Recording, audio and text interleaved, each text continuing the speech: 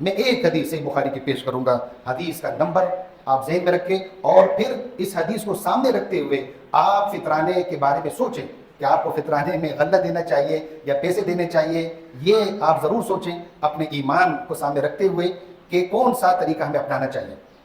حدیث سن لیں، صحیح بخاری حدیث نمبر 6098، سیدنا عبداللہ بن مسعود رضی اللہ تعالیٰ عنہ انہوں نے فرمایا کہ رسول اللہ صلی اللہ علیہ وسلم جب خطبہ ارشاد فرماتے تھے، آپ خطبے میں کیا فرماتے تھے؟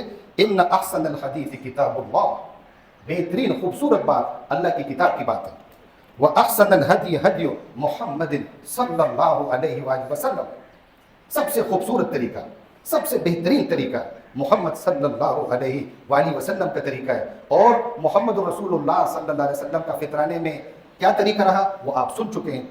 سارے ائمہ دین اس پر متفق ہیں، سارے فقہاء اس پر متفق ہیں، خود عمر ابن عبدالعزیز رحمۃ اللہ علیہ کا یہ خطبہ اس پر شاہد ہے کہ وہ سب اس کے قائل ہے کہ جو اللہ کے رسول صلی اللہ علیہ وآلہ وسلم نے جو غلہ دینے کا حکم دیا، جو صحابہ رضی اللہ عنہم اجمعین فطرانے میں غلہ دیتے تھے، وہ کرنا سب سے افضل ہے۔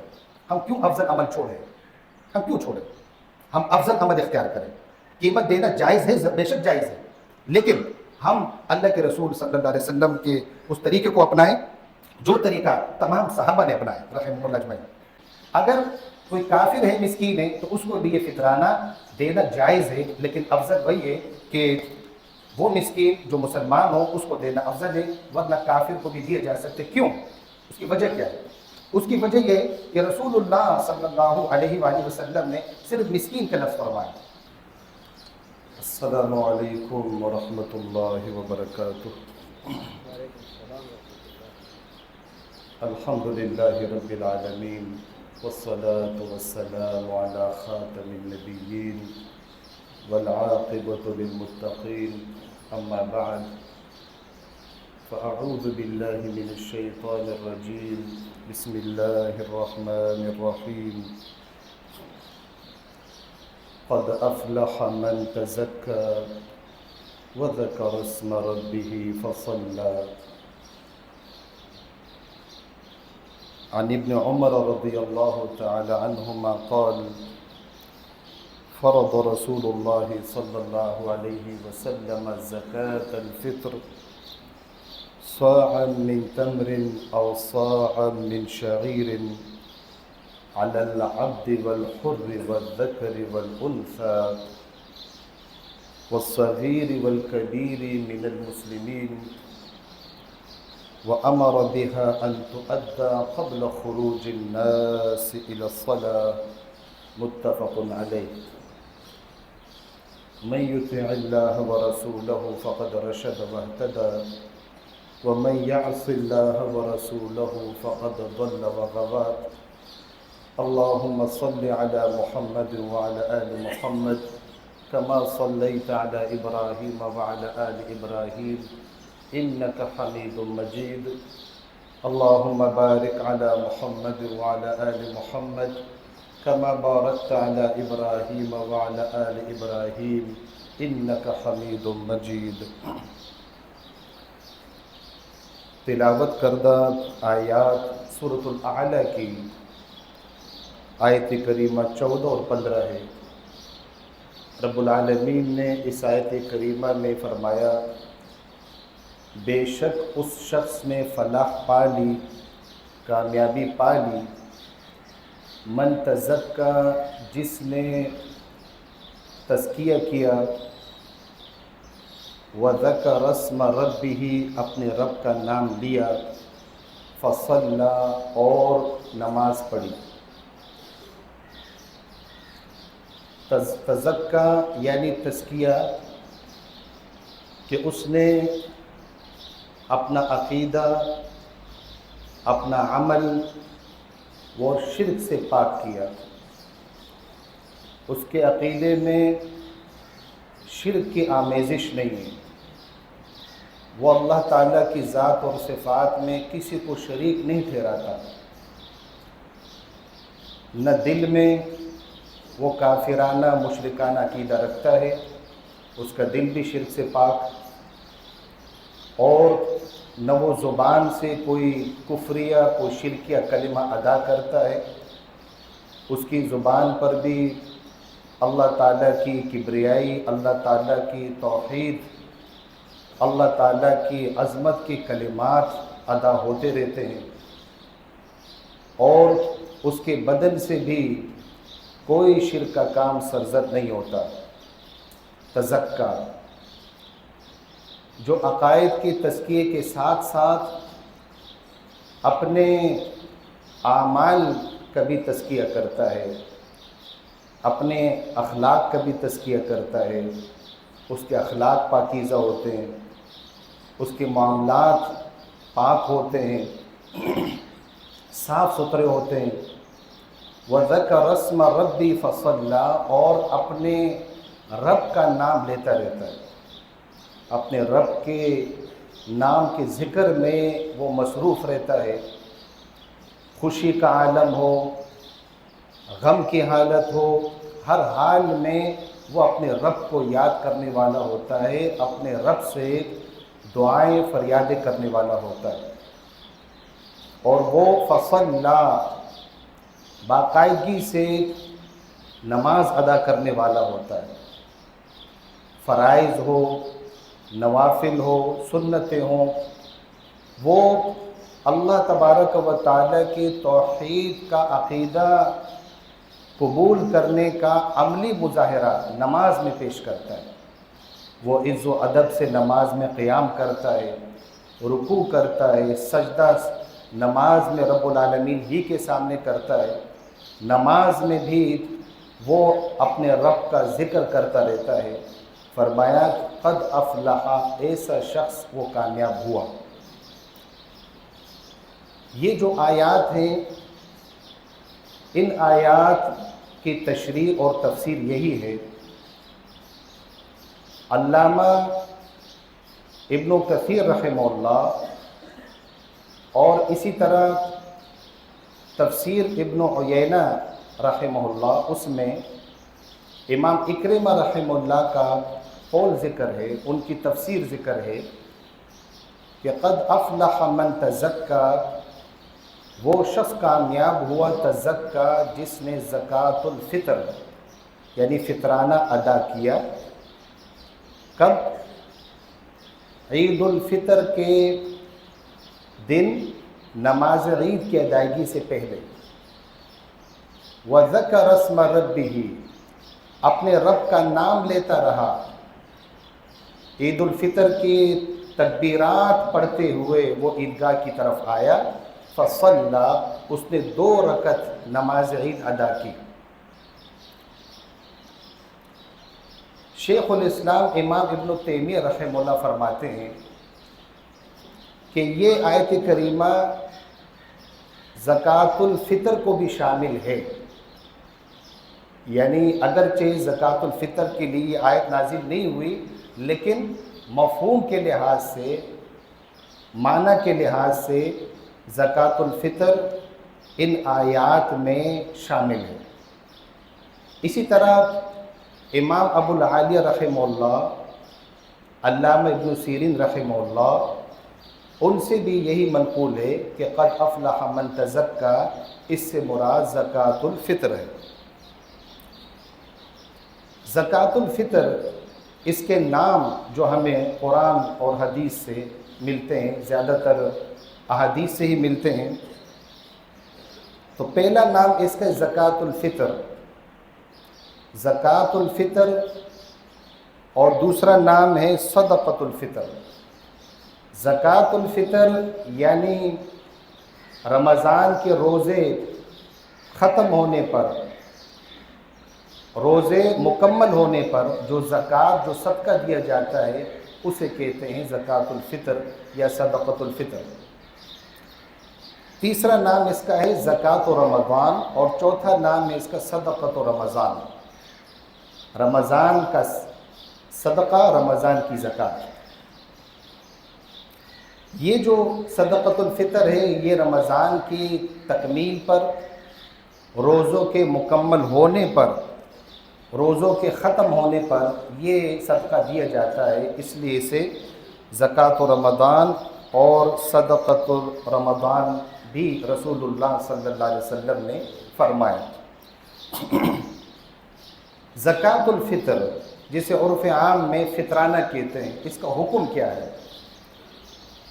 तो सही बुखारी की हदीस 1503, सही मुस्लिम की हदीस 2278, सैयदना अब्दुल्ला इब्न उमर रज़ी अल्लाह तआला अन्हुमा से रिवायत कि रसूलुल्लाह सल्लल्लाहु अलैहि वसल्लम ने फ़रद रसूलुल्लाह, इसको फ़र्ज़ करार दिया। यानी ज़कातुल फ़ितर ये इस्लाम के फ़राइज़ में से एक फ़रीज़ा है, और यही राय और यही हुक्म इमाम बुखारी रहमतुल्लाह अलैह ने भी लागू फरमाया। उनका भी यही मौक़िफ़ है। चुनाचा ये जो सही बुखारी की हदीस नंबर 1503 पेश की गई, इस पर इमाम बुखारी रहमतुल्लाह अलैह किताबुज़ ज़कात में उन्वान लाए हैं, बाबु फ़र्द सदक़तुल फ़ितर, सदक़तुल फ़ितर के फ़र्ज़ होने का बयान। और इमाम बुखारी रहमहुल्लाह फरमाते हैं कि इमाम अबुल आलिया रहमहुल्लाह, इमाम अता रहमहुल्लाह, अल्लामा इब्न सीरीन रहमहुल्लाह, उन्होंने भी सदक़तुल फ़ितर को फ़रीज़ा माना है कि ये फ़र्ज़ है, इसका हुक्म फ़र्ज़ का है। अब ये जो सदक़तुल फ़ितर अदा किया जाता है, इसकी हिकमत क्या है, इसकी मसलहत क्या है, इसका फ़ायदा क्या है? चुनाचा सुनन अबू दाऊद की हदीस नंबर 1609 में सैयदना अब्दुल्ला इब्न अब्बास रज़ी अल्लाह तआला अन्हुमा फरमाते हैं, फ़रद रसूलुल्लाह, यहाँ भी फ़र्ज़ के अल्फाज आए कि अल्लाह के रसूल सल्लल्लाहु अलैहि वसल्लम ने फ़र्ज़ करार दिए। वरना अरबी में औजब के अल्फाज भी अरबी के हैं ना, औजबा वाजिब करार दिया, फ़र्ज़ करार दिया, ये फ़र्ज़ है। ज़कातुल फ़ितर पहला फ़ायदा बयान किया गया तुहरतन लिस्सियाम मिनल लग़्व वर्रफ़थ, कि ये फ़ितराना ज़कातुल फ़ितर, इसकी अदायगी से रोज़ा इंसान का पाक हो जाता है। रोज़े की हालत में इंसान से रोज़े के मुनाफी बातें हो जाती हैं, रोज़े के मुनाफी काम हो जाते हैं, तो ये फ़ितराना उन रोज़ों को पाक करता है, और पाक करके अल्लाह तबारक व तआला के यहाँ इन रोज़ों को शर्फ़ कबूलियत बख्शवाता है। जिस तरह के इमाम नववी रहमहुल्लाह फरमाते हैं कि इमाम वकी इब्नुल जर्राह रहमहुल्लाह, जो इराक़ के मुहद्दिस थे, जो इमाम शाफ़ी रहमहुल्लाह के शेख हैं, वो फरमाते हैं ज़कातुल फ़ितर यानी फ़ितराना माह रमज़ान के लिए इस तरह है जिस तरह नमाज के लिए सजदे सहू होता है, कि नमाज में अगर कुछ कमी कोताही हो जाती है तो उसका इज़ाला सजदे सहू के ज़रिए से, सहू के दो यानी सजदों के ज़रिए से नमाज की वो कमी पूरी की जाती है।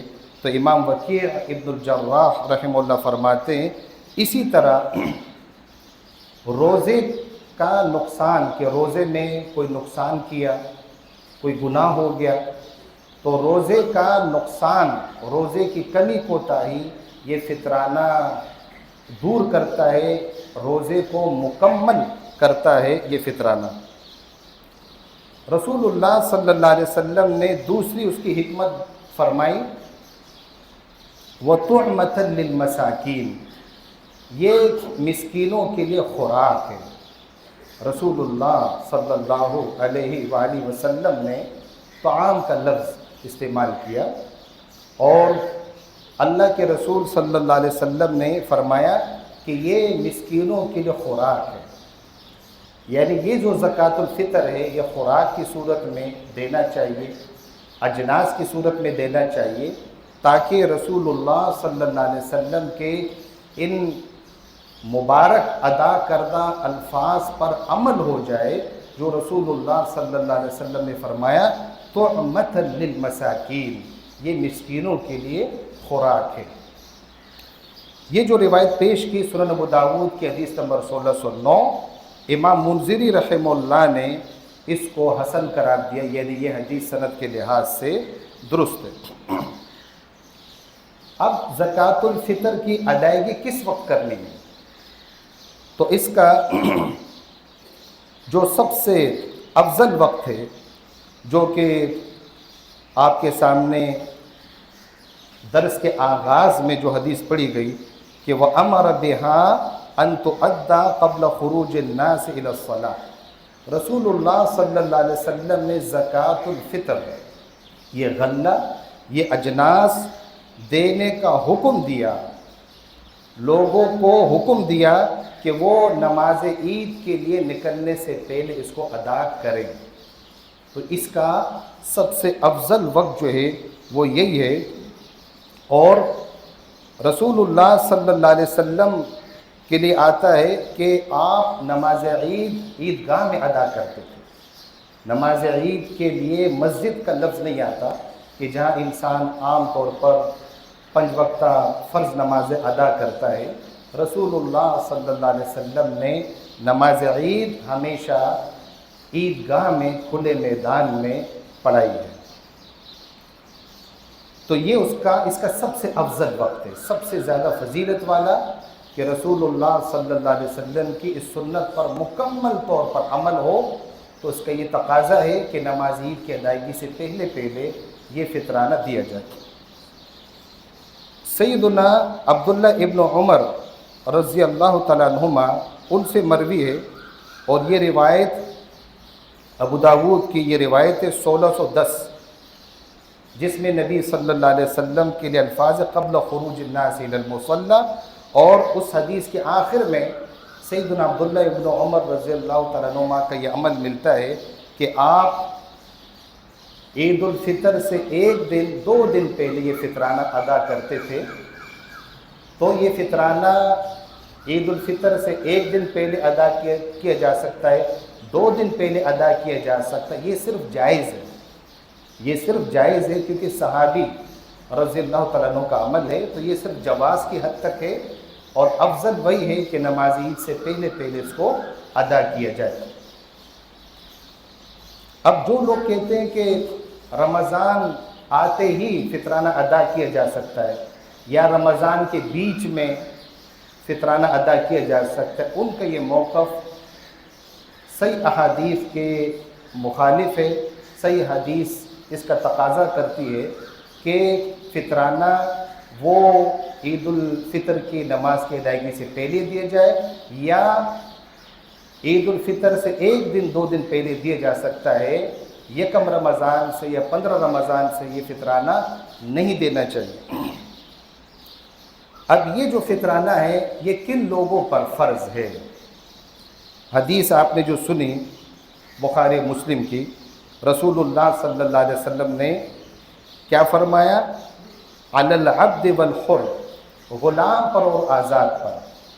غلام سے مراد وہ کہ جو اپنے مالک، اپنے آقا کا غلام رہتا تھا اور پوری زندگی اس کی غلامی میں رہتا تھا، اس کی خدمت کرتا تھا، تو غلام پر بھی۔ اگر غلام کے پاس نہیں ہے فطرانہ ادا کرنے کے پیسے، فطرانہ ادا کرنے کے پیسے تاکہ اس سے وہ غلہ خرید سکے، تو اس کا جو مالک ہے وہ جو ہے وہ فطرانہ اپنے غلام، اپنے اس ملازم کی طرف سے دے گا۔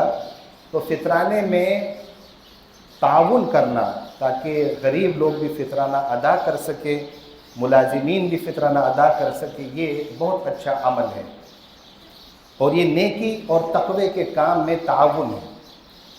آزاد پر فرض ہے، آزاد سے مراد جو غلام نہیں ہے۔ والذکر والانثى، لڑکے پر اور لڑکی پر، یعنی مرد اور عورت پر، والصغیر والکبیر من المسلمین، اور چھوٹوں اور بڑوں سب پر جو ہے یہ زکوٰۃ الفطر فرض ہے۔ یعنی چھوٹوں علی الصغیر کا ذکر فرمایا، الصغیر کہ جس پر روزے فرض نہیں ہیں لیکن اس پر بھی یہ زکوٰۃ الفطر فرض ہے۔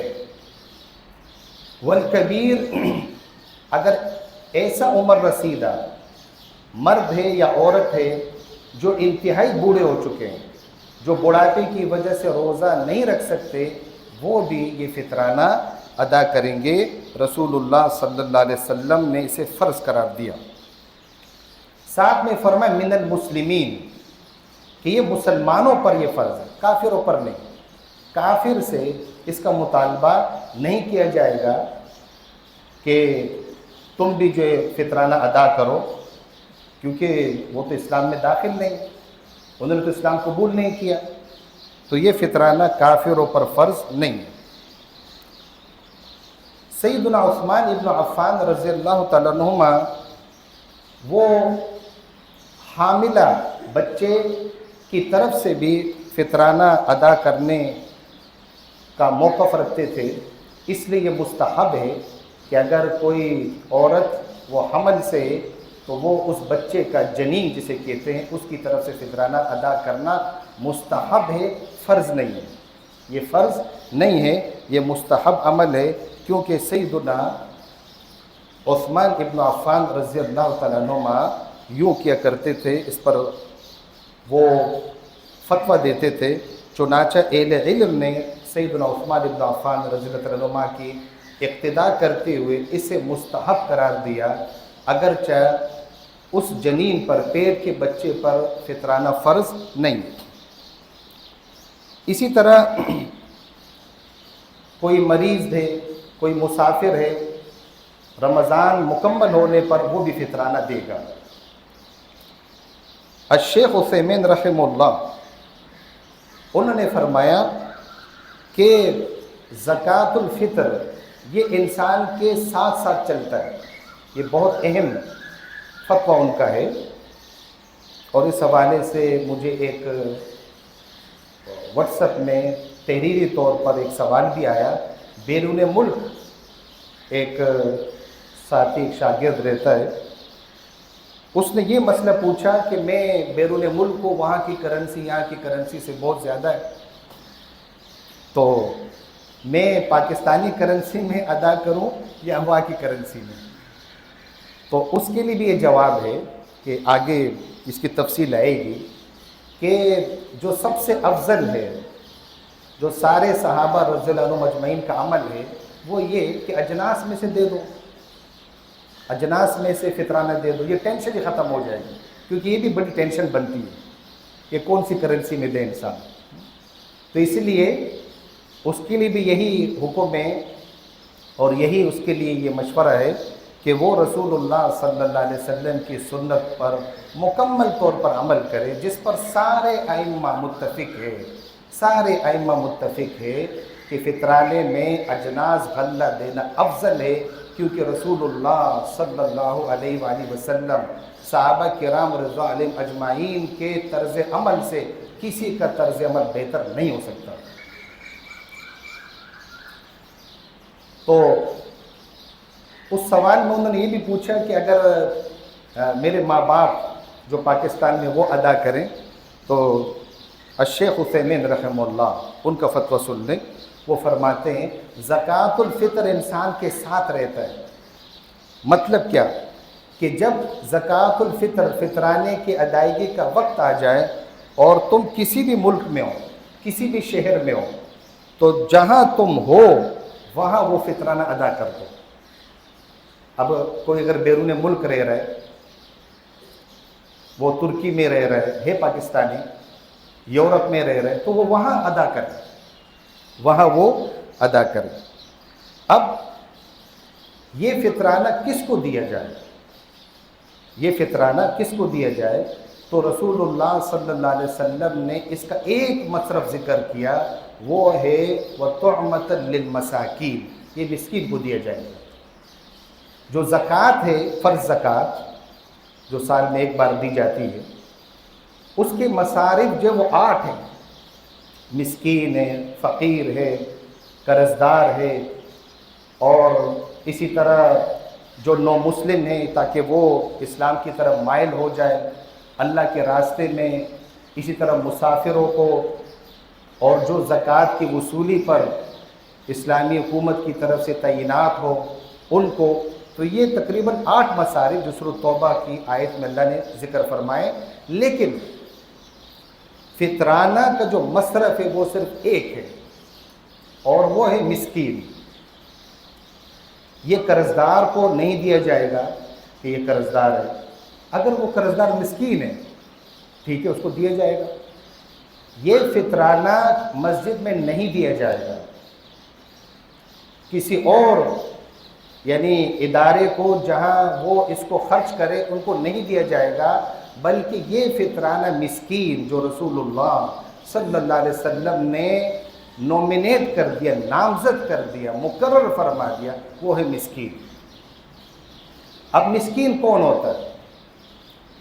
وہ شخص جس کے پاس کچھ نہیں ہو، وہ بھی مسکین، بے روزگار ہے اور 2 وقت کی روٹی کے لیے وہ بیچارہ پریشان رہتا ہے، وہ بھی مسکین ہے، بے شک وہ مسکین ہے۔ لیکن مسکین وہ بھی ہے کہ جس کا روزگار ہے لیکن اس کی بنیادی ضروریات، جو کھانے پینے کی ضروریات ہیں، بنیادی ضروریات اس کی پوری نہیں ہو رہی، جو مناسب بنیادی ضرورت وہ پوری نہیں ہو رہی، وہ بھی مسکین ہے۔ سورۃ الکہف میں اللہ تبارک و تعالیٰ نے فرمایا کہ سیدنا خضر علیہ السلام نے جب سیدنا موسیٰ علیہ السلام کو ان تینوں واقعات کی تفصیل بتائی جو سورۃ الکہف میں وہ واقعات موجود ہیں، تو کشتی کو جو انہوں نے عیبدار بنایا تھا، انہوں نے اس کی وجہ یہ بتائی کہ یہ جو کشتی تھی، وَأَمَّا السَّفِينَةُ فَكَانَتْ لِمَسَاكِينَ يَعْمَلُونَ فِي الْبَحْرِ، یہ جو کشتی تھی یہ مسکین لوگوں کی تھی، غریب لوگ تھے جو سمندر میں کام کرتے تھے، یہ کشتی چلا کر گزارا کرتے تھے، یہ ان کی تھی۔ تو میں نے یہ کشتی اس لیے عیبدار کر دی کہ دوسرے ساحل پر یعنی اس طرف، اس کنارے پر بادشاہ نے اپنے کارندے مقرر کیے تھے کہ جو صحیح سلامت کشتی آئے اس کو قبضے میں لے لے۔ میں نے اس لیے عیبدار کیا اس کو کہ غریبوں کی، مسکینوں کی کشتی وہ سپاہی نہیں لیں گے، کیوں کہ کشتی عیبدار ہے، اس میں سے ایک تختہ اکھیڑا گیا ہے، تو یہ جو ہے اس کی کشتی جو ہے بچ جائے گی، اس کی کشتی اس کے پاس رہے گی، اور پھر وہ جو تختہ میں نے اکھیڑا ہے وہ تختہ دوبارہ جو ٹھوک دے گا اس میں، کشتی میں۔ تو غور کیجئے کہ اللہ تبارک و تعالیٰ نے کیا فرمایا، وہ کشتی مسکینوں کی تھی جو اس کشتی کے مالک تھے اور اس کشتی کے ذریعے سے روزگار کما رہے تھے۔ تو معلوم ہوا کہ مسکین وہ بھی ہے کہ جو روزگار رکھتا ہو لیکن بیچارہ اس کی بنیادی جو زندگی کی ضروریات ہے وہ پوری نہیں ہوتی۔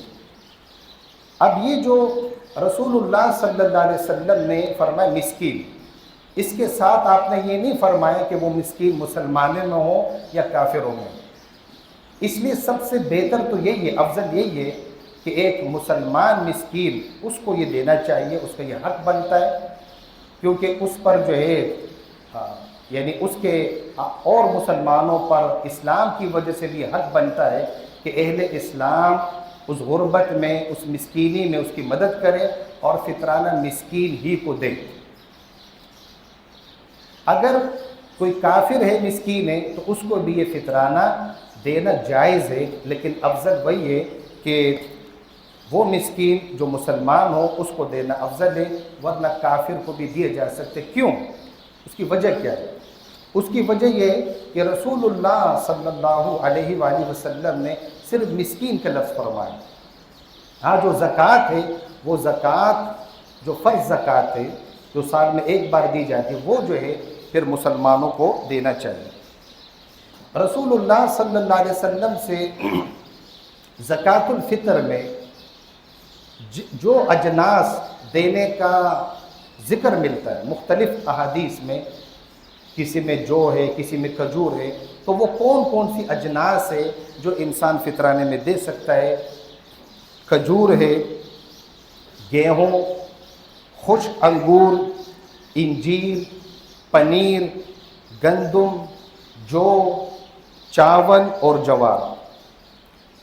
یہ اجناس صحابہ رضی اللہ عنہم اجمعین کے مبارک دور میں دیے جاتے تھے، لیکن اگر فطرانہ جو ہے اس میں اپنے شہر کے، اپنے علاقے کے حساب سے جو غلہ زیادہ استعمال ہوتا ہو وہ غلہ بھی دیا جا سکتا ہے، جسے کہتے ہیں قوت البلد، جس علاقے میں جو چیز زیادہ کھائی جاتی ہے.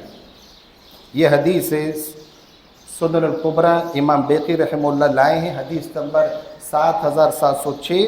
سیدنا عبداللہ ابن عباس رضی اللہ تعالیٰ عنہما نے فرمایا کہ رسول اللہ صلی اللہ علیہ وآلہ وسلم نے فرمایا ادو صاعا من طعام فی الفطر، کہ فطرانے میں طعام ایک صاع تقریباً 3 کلو بنتا ہے.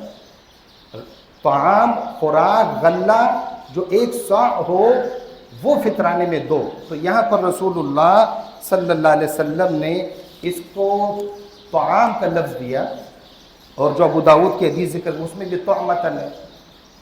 تو طعام کہ جو اس مسکین کے خوراک کی ضرورت ہے، جو چیز جہاں زیادہ کھائی جاتی ہے وہ جو ہے دینا، یہ بہتر ہے، یہ افضل ہے.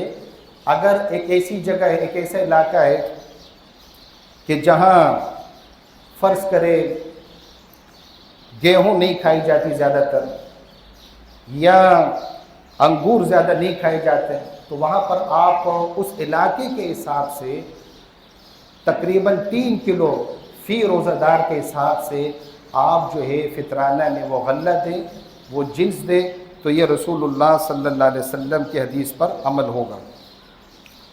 مصنف عبد الرزاق کی روایت حدیث نمبر 5779 میں سیدنا ابو سعید خدری رضی اللہ عنہ فرماتے ہیں کننا نخرج اذ کان فینا رسول اللہ صلی اللہ علیہ وسلم زکاۃ الفطر، ہم اس وقت یہ فطرانہ دیتے تھے کہ جب رسول اللہ صلی اللہ علیہ وسلم ہم میں موجود تھے. ہم دیتے تھے، یعنی تمام صحابہ رضی اللہ عنہم اجمعین فطرانے میں وہ غلہ دیتے تھے، کیونکہ یہ سب سے افضل عمل ہے اور ہر مسلمان کو چاہیے کہ اس افضل عمل پر عمل کرے. وہ فرماتے تھے کہ چھوٹے بڑے آزاد غلام ان کی طرف سے ہم ادا کرتے تھے من اقتن، پنیر میں سے، صاع من اقتن، صاع من تمر، کھجور میں سے 1 صاع، صاع من شعیر، گیہوں میں سے 1 صاع، صاع من زبیب، کشمش یا انجیر میں سے 1 صاع. کیا فرماتے ہیں؟ فلا ازال اخرجہ، میں ہمیشہ کے لیے فطرانے میں یہی فطرانہ دوں گا. یہ سیدنا ابو سعید خدری رضی اللہ تعالیٰ عنہ کا اعلان ہے کہ ہم رسول اللہ صلی اللہ علیہ وسلم کی سنت پر مکمل طور پر عمل کریں گے. اب فطرانے کے حوالے سے جو صاع کا لفظ آتے ہیں، صاع یہ ایک پیمانے کا نام ہے، پیمانہ ہے. اب یہ صاع کتنا ہوتا ہے؟ تو یہ تقریباً 3 کلو ہے. اور اگر ایک انسان کے پاس وزن کرنے کے لیے کوئی آلہ موجود نہیں ہے تو جو 1 صاع ہوتا ہے اس میں 4 مد ہوتے ہیں. 1 صاع میں 4 مد ہوتے ہیں.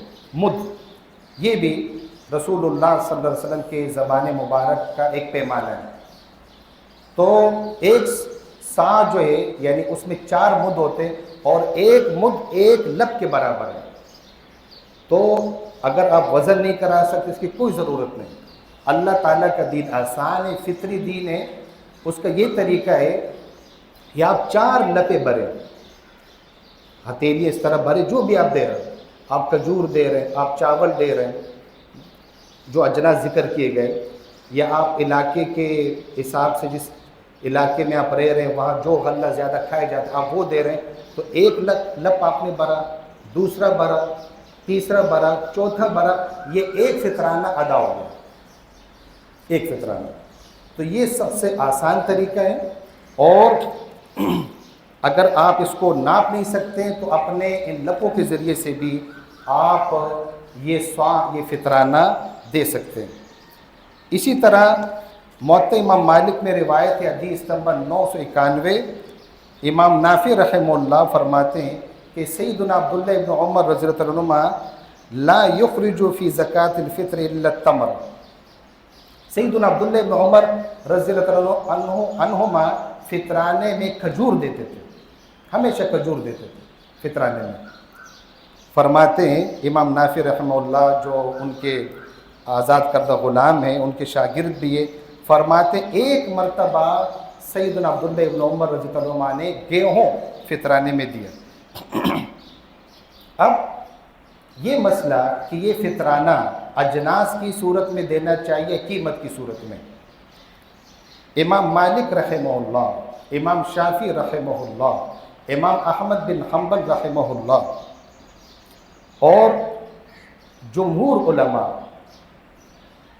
مفتی اعظم سعودی عرب شیخ بن باز رحمہ اللہ، ان کے نزدیک فطرانہ اجناس کی صورت میں دینا چاہیے، اور ان کے نزدیک قیمت کی صورت میں فطرانہ نہیں دینا چاہیے۔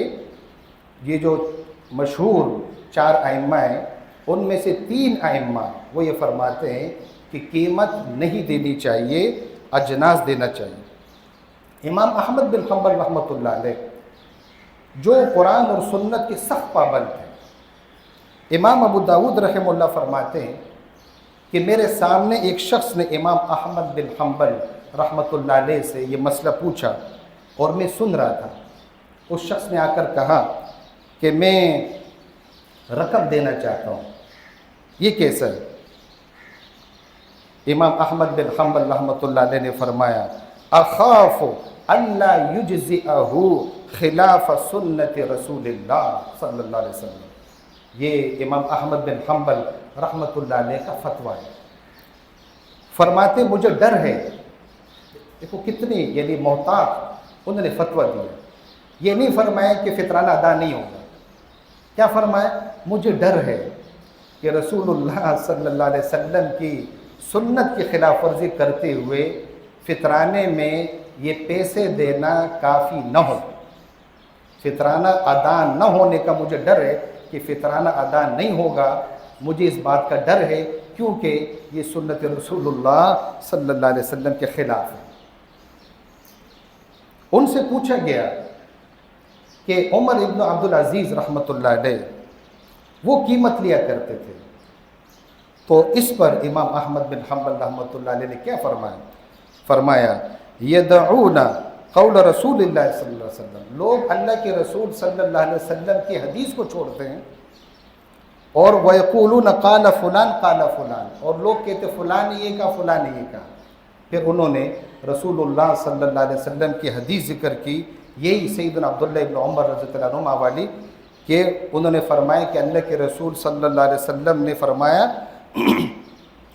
رسول اللہ صلی اللہ علیہ وسلم نے فرض قرار دیا، فرض رسول اللہ صلی اللہ علیہ وسلم زکوٰۃ الفطر صاع من تمر، اگرچہ اس وقت بھی درہم و دینار موجود تھے نبی علیہ الصلوۃ والسلام کے دور میں، لیکن چونکہ اس کا مصرف ایک ہے، اور وہ مصرف کے مسکین کی سب سے پہلی بنیادی ضرورت وہ یہ ہوتی ہے کہ وہ اپنی بھوک ختم کرنے کے اسباب اس کو حاصل ہو، اس کے پاس کھانے کے لیے راشن موجود ہو، اس کے پاس کھانے کے لیے غلہ موجود ہو، کیونکہ مسکین کی سب سے اول ترجیح کیا ہوگی کہ وہ اپنے بھوک کا بندوبست کر سکے، اپنے پیٹ کا بندوبست کر سکے۔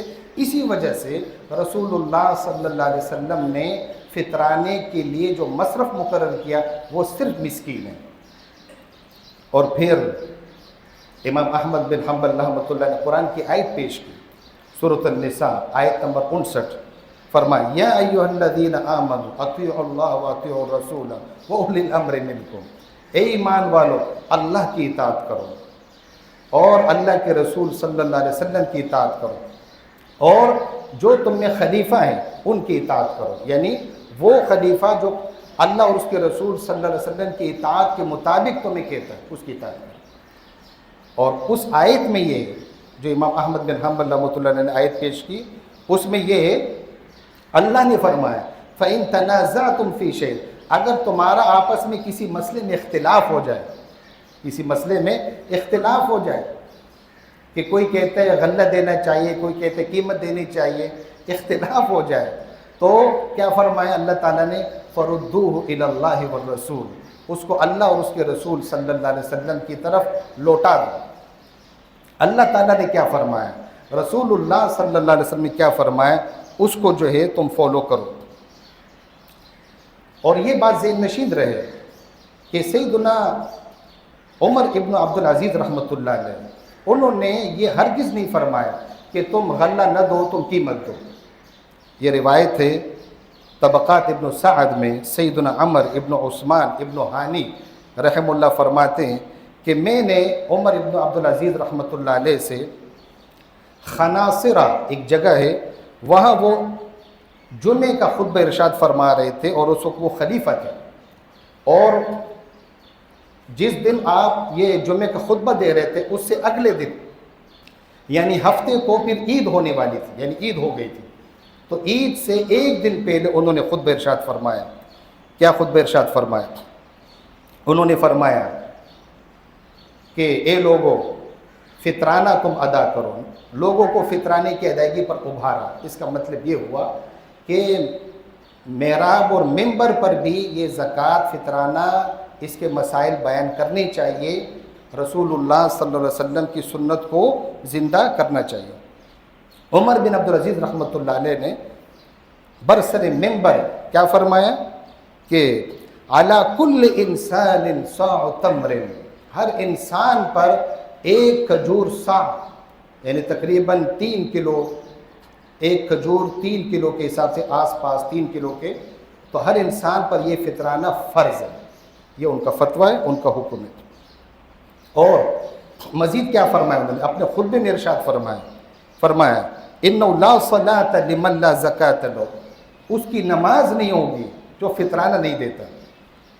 یعنی فطرانہ اگر ایک انسان کے پاس، غریب فقیر بھی فطرانہ دے گا، جس کے پاس ایک دن سے زائد کا راشن موجود ہو، خوراک موجود ہو، وہ دے گا، فقیر بھی دے گا۔ یہ نہیں کہ صرف وہ لوگوں سے فطرانہ لے یا اجناس لے، جو لوگوں نے دیا وہ اس میں سے دے دیں، تو وہ فطرانہ ضرور دے گا۔ ہاں، جس کے پاس کچھ نہیں ہے، جس کے پاس کھانے کے لیے کچھ نہیں ہے، ایک ٹائم کے کھانے کے لیے بھی اس کے پاس اسباب موجود نہیں ہیں، پیسے موجود نہیں ہیں، راشن موجود نہیں ہے، اس کو اب چونکہ اس کے پاس کچھ ہے نہیں تو اس پر یہ فرض نہیں ہے، اس پر یہ فطرانہ فرض نہیں ہے۔ ہاں، اگر اس کی گنجائش بنتی ہے تو وہ گنجائش سے پھر ضرور یہ فطرانہ ادا کرے۔ وہ انہوں نے فرمایا عمر ابن عبد العزیز رحمۃ اللہ علیہ نے کہ جو فطرانہ نہیں دیتا اس کی نماز نہیں ہوتی، یعنی عید کی نماز نہیں ہوتی۔ اور فرماتے ثم قسم یوم الفطر، پھر جب عید کا دن ہوتا تھا عمر ابن عبد العزیز رحمۃ اللہ علیہ وہ غلہ لوگوں میں تقسیم کرتے تھے، یعنی عید الفطر سے پہلے لوگوں کو کہہ دیا تم جمع کرو، عید کی نماز ہو جاتی تھی۔ جتنے مسکین غرباء فقراء ہوتے تھے، سیدنا عمر ابن عبد العزیز رحمۃ اللہ علیہ اپنے خادموں کو حکم دیتے تھے ان کو یہ غلہ دو، تو ان سے یہ عمل ملتا ہے۔ اب یہ فطرانے میں قیمت دینا، امام ابو حنیفہ رحمۃ اللہ علیہ انہوں نے اس کو جائز قرار دیا، شیخ الاسلام امام ابن تیمیہ رحمہ اللہ انہوں نے اس کو جائز قرار دیا، لیکن انہوں نے فرمایا اگر ایک غریب کا زیادہ فائدہ، مصلحت کا زیادہ تقاضا ہو، زیادہ فائدہ ہو، تو ایک مسکین کو، غریب کو فطرانے میں قیمت دینا جائز ہے۔ اسی طرح زبیر علی زئی رحمہ اللہ جو بہت بڑے محدث گزرے ہیں، انہوں نے بھی اس کو جائز قرار دیا۔ یاد رکھے امام ابو حنیفہ رحمۃ اللہ علیہ، شیخ الاسلام امام ابن تیمیہ رحمہ اللہ، اس طرح زبیر علی زئی رحمہ اللہ، اور اس طرح جو علماء جو قیمت کے قائل ہیں، انہوں نے صرف اس کے جواز کا فتویٰ دیا ہے کہ یہ صرف جائز ہے۔ یہ سب اس پر متفق ہے، سارے ائمہ دین اس پر متفق ہے، سارے فقہاء اس پر متفق ہے۔ خود عمر ابن عبد العزیز رحمۃ اللہ علیہ کا یہ خطبہ اس پر شاہد ہے کہ وہ سب اس کے قائل ہے کہ جو اللہ کے رسول صلی اللہ علیہ وآلہ وسلم نے جو غلہ دینے کا حکم دیا، جو صحابہ رضی اللہ عنہم اجمعین فطرانے میں غلہ دیتے تھے، وہ کرنا سب سے افضل ہے۔ ہم کیوں افضل عمل چھوڑیں؟ ہم کیوں چھوڑیں؟ ہم افضل عمل اختیار کریں۔ قیمت دینا جائز ہے، بے شک جائز ہے، لیکن ہم اللہ کے رسول صلی اللہ علیہ وسلم کے اس طریقے کو اپنائیں جو طریقہ تمام صحابہ نے اپنایا رحمہم اللہ اجمعین۔ اور 4 مشہور جو ائمہ ہیں ان میں سے 3 ائمہ یہ فرماتے ہیں کہ غلہ دینا چاہیے، قیمت نہیں دے سکتے، وہ تو نہ دینے کا فتویٰ دے رہے ہیں۔ تو اسی لیے جیسے پہلے میں نے کہا کہ قیمت دینا جائز ہے، لیکن محمد الرسول اللہ صلی اللہ علیہ وسلم، سیدنا ابو بکر، سیدنا عثمان، سیدنا عمر، سیدنا علی، سیدنا عبد الرحمن ابن عوف، سیدنا عبداللہ ابن عمر، سیدنا عبداللہ ابن عباس، تمام صحابہ رضی اللہ عنہم اجمعین کہ ان کے طریقوں کو انسان اپنائیں اور فطرانے میں غلہ دے، ضرور اس پر آپ عمل کریں۔ اور آخر میں ایک حدیث صحیح بخاری کی پیش کروں گا، حدیث کا نمبر آپ ذہن میں رکھیں، اور پھر اس حدیث کو سامنے رکھتے ہوئے آپ فطرانے کے بارے میں سوچیں کہ آپ کو فطرانے میں غلہ دینا چاہیے یا پیسے دینے چاہیے، یہ آپ ضرور سوچیں اپنے ایمان کو سامنے رکھتے ہوئے کہ کون سا طریقہ ہمیں اپنانا چاہیے۔ حدیث سن لیں، صحیح بخاری حدیث نمبر 6098، سیدنا عبداللہ ابن مسعود رضی اللہ تعالی عنہ انہوں نے فرمایا کہ رسول اللہ صلی اللہ علیہ وسلم جب خطبہ ارشاد فرماتے تھے، آپ خطبے میں کیا فرماتے تھے؟ ان احسن الحدیث کتاب اللہ، بہترین خوبصورت بات اللہ کی کتاب کی بات ہے، وَأَحْسَنَ الْهَدْيِ هَدْيُ مُحَمَّدٍ صلی اللہ علیہ وآلہ وسلم، سب سے خوبصورت طریقہ، سب سے بہترین طریقہ محمد صلی اللہ علیہ وآلہ وسلم کا طریقہ ہے۔ اور محمد الرسول اللہ صلی اللہ علیہ وسلم کا فطرانے میں کیا طریقہ رہا وہ آپ سن چکے ہیں۔ اللہ تبارک و تعالیٰ سے دعا ہے رب العالمین ہمیں قرآن اور حدیث پر صحیح معنوں میں اخلاص کے ساتھ عمل کرنے کی توفیق عطا فرمائیں، آمین۔ بارک اللہ فیکم وصلی اللہ علی رسول النبی الکریم، والسلام علیکم ورحمۃ اللہ وبرکاتہ۔